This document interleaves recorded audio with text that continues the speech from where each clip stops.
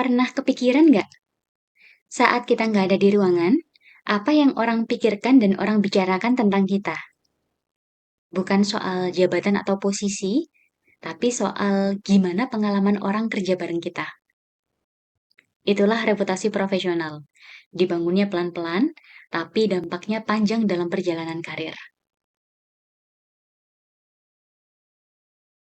Banyak orang mengira reputasi itu soal pencitraan, branding, atau prestasi besar. Padahal di dunia kerja, reputasi justru paling banyak dibentuk dari hal-hal sederhana yang kita lakukan setiap hari. Reputasi profesional itu pola. Pola dalam kita bekerja dan bersikap. Gimana cara kita datang ke meeting, saat bales chat, saat memperlakukan orang lain, dan saat pola ini berulang, disitulah reputasi terbentuk. Seringkali tanpa kita sadari. Buat lebih memahami tentang reputasi, kita coba sederhanakan dari 3 hal berikut ya. Pertama, bisa diandalkan dan jelas. Orang profesional bukan yang nggak pernah salah, tapi yang konsisten bisa diandalkan. Contoh saat ada meeting, orang profesional biasanya udah siap beberapa menit sebelumnya, atau minimal datang tepat waktu. Kalaupun nggak bisa tepat waktu, cukup satu hal, kabari. Atau saat deadline mepet dan hasil kerja masih bisa dimaksimalkan, minta tambahan waktu itu sebenarnya nggak masalah. Asal ini nggak jadi kebiasaan dan dikomunikasikan dengan jelas. Poinnya begini, sebenarnya orang nggak keberatan kalau harus menunggu, tapi yang bikin orang ragu itu ketidakjelasan. Dan kalau pola ketidakjelasan ini muncul berulang, itulah yang akan diingat sama orang. 2. Cara bersikap saat menghadapi situasi sulit. Di dunia kerja, masalah itu pasti ada. Yang membedakan reputasi satu orang dengan yang lain adalah cara menyikapinya. Ketika lagi di kondisi sulit, kita bawanya solusi atau justru bawa drama? Apakah kita tetap tenang, terbuka, dan fokus cari jalan keluar? Atau kita justru menghindar dan menyalahkan keadaan? Orang akan mengingat gimana rasanya bekerja sama kita di situasi sulit itu. 3. Energi kerja dan dampak kehadiran kita di tim.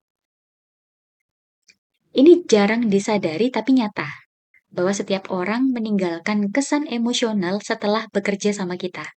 Baik itu ke tim junior, leader, vendor, bahkan klien. Coba kita refleksikan ya.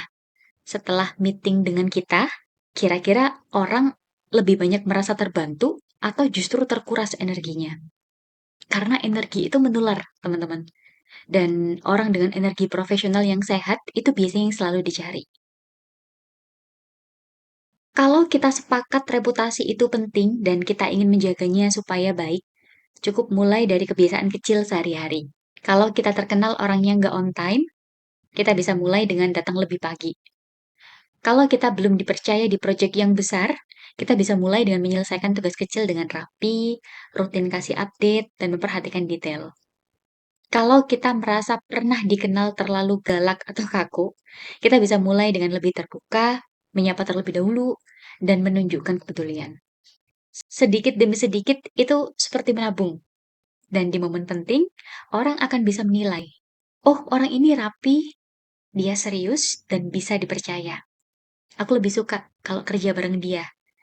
Aku ngerasa lebih aman ketika bekerja dengan orang yang bisa diandalkan.